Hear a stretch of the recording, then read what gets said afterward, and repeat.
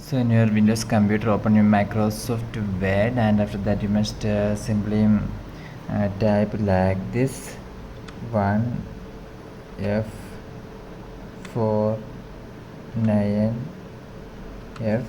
So must type like this: 1F49F.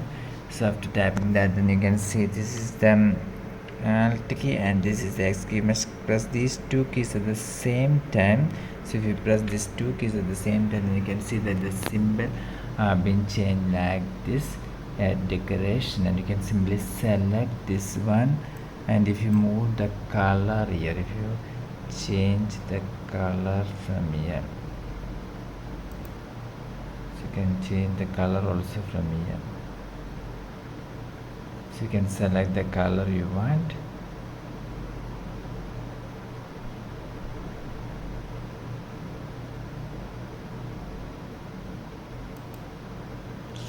So you can select the colors you want. For more videos you can subscribe.